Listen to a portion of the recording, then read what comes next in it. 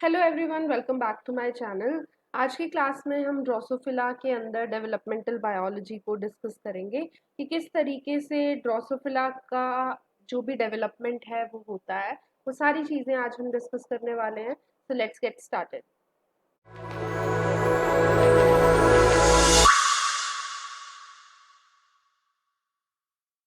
तो Drosophila development की अगर हम बात करें तो ये होलो मेटाबोलस होता है। इसका मतलब है कि इसकी लाइफ साइकिल में 3 डिफरेंट स्टेजेस देखने को मिलेंगी। एक लार्वा, एक प्यूपा और एक एडल्ट जिसे इमेगो भी बोला जाता है। तो ये डिफरेंट स्टेजेस इसकी लाइफ साइकिल में होती है, इसीलिए हम होलो मेटाबोलस टर्म यहाँ पे यूज करते हैं।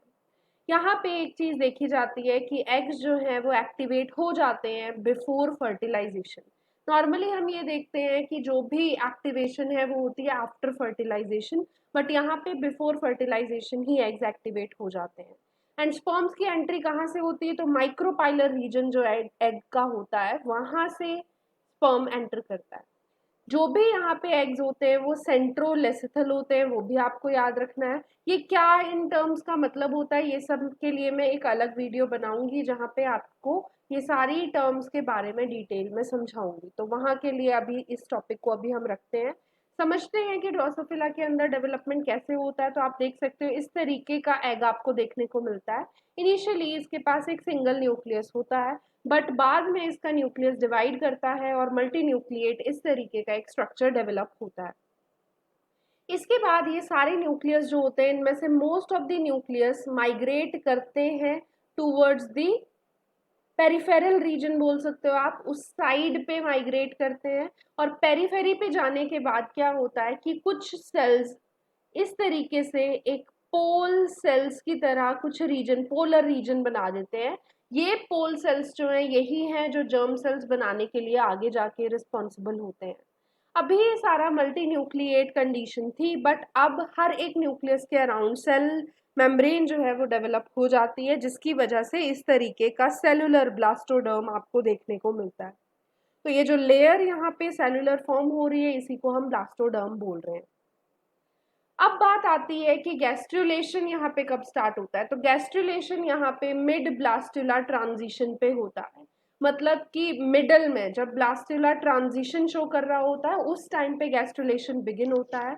यहाँ पे कुछ टर्म्स हैं जो मैं अभी आपको समझा रही हूँ, जो आगे आने वाली कुछ पर्टिकुलर डायग्राम्स के थ्रू आपको डिटेल में बताई जाएंगी। तो यहाँ आप देखो, आपको बताया है कि एक्टोडर्म होता है और वो एक जर्म बैंड फॉर्म करता है, और यही जर्म बैंड है जो कि एम्ब्रियो के अराउंड रैप होता है। कहाँ पे रैप होता है? Towards the dorsal surface.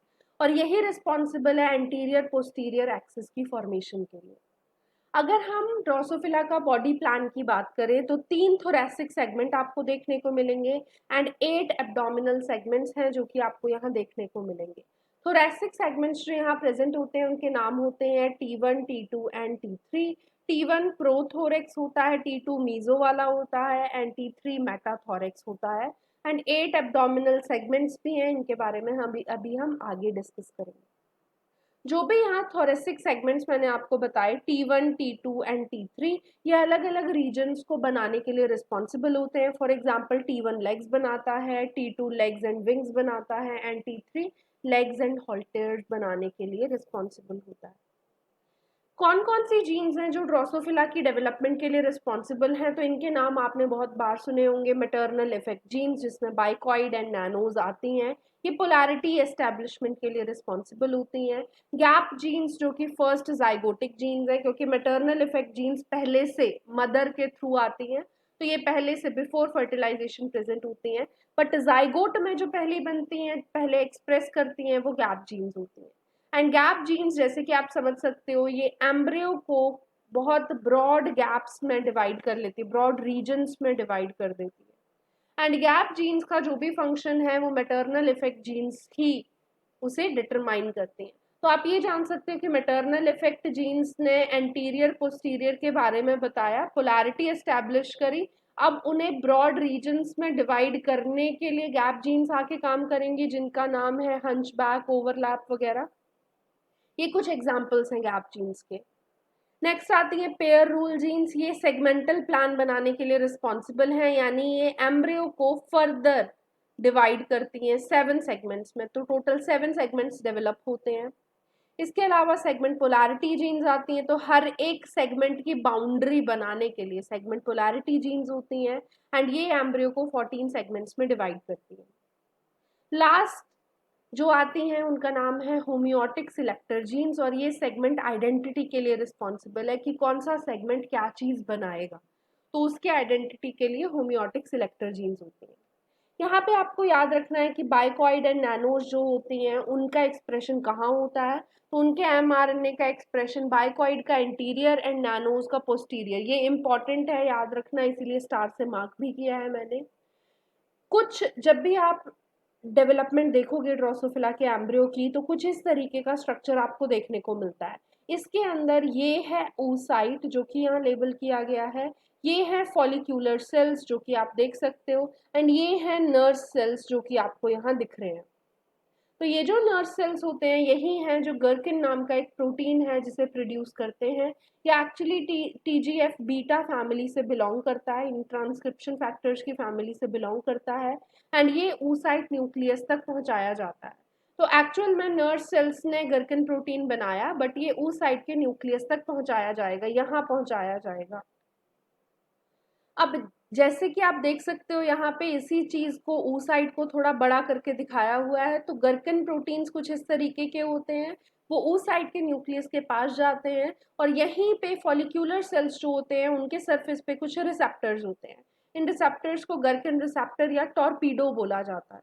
ये जो टॉर्पीडो रिसेप्टर्स होते हैं ये गर्किन प्रोटीन से बाइंड करते हैं, और इनकी बाइंडिंग से ही पोस्टीरियर एक्सिस फॉर्म होती है। तो पोस्टीरियर एक्सिस सिर्फ और सिर्फ उस रीजन में बनेगी जिस रीजन में ये दोनों टॉर्पीडो और गर्किन बाइंड करेंगे। ये इंपॉर्टेंट है, आपके एग्जाम में बहुत बार पूछा जाता है, तो याद रखना है। अगर हम बाइकॉइड एमआरएनए की बात करें तो ये एंटीरियर एंड पे पहुंचा दिया जाता है, जिसकी वजह से एंटीरियर एक्सिस की फॉर्मेशन के लिए बाइकॉइड रिस्पॉन्सिबल है। इसके अलावा ऑस्कर नाम का भी एक प्रोटीन होता है जो नैनोज से बाइंड करता है और नैनोज को पोस्टीरियर एंड में ही रहने के लिए रिस्पॉन्सिबल है। तो नैनोज जो है वो आपको पोस्टीरियर एक्सिस पे देखने को मिलेगा, बाइकॉइड आपको एंटीरियर एक्सिस पे देखने को मिलेगा। और ये आप देख सकते हो किस तरीके से एक्सप्रेशन हो रहा है, बाइकॉइड एक्टिवेट करता है हंचबैक जीन्स जिसका एमआरएनए प्रोड्यूस होगा, प्रोटीन प्रोड्यूस होगा, but this protein production is repressed by the expression of nannose protein which is located in the posterior axis of the embryo.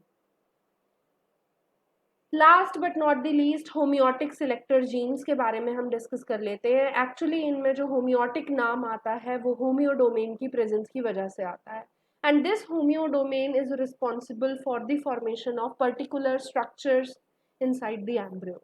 जैसे कि अगर आप देखो इस होमियोटिक सिलेक्टर जीन्स के कुछ एग्जाम्पल्स हैं यूबीएक्स एंड पी।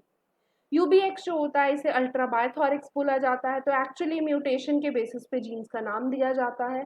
फॉर एग्जाम्पल यूबीएक्स में अगर म्यूटेशन हो जाती है तो 2 थॉरिक्स जो है वो डेवलप होते हैं, and there is the formation of wings instead of halteres. तो आप देख सकते हो अल्ट्राबायोथोरिक्स म्यूटेशन की वजह से हॉल्टेयर की जगह विंग्स डेवलप हो जाते हैं। इसके अलावा एएनटीपी जो है वो एंटीना पीडिया के लिए है। जैसे कि आप समझ सकते हो एंटीना एंड पीडिया मतलब पैर, तो एक्चुअली में लेग्स यहाँ पे डेवलप होती हैं इंस्टेड ऑफ एंटीना।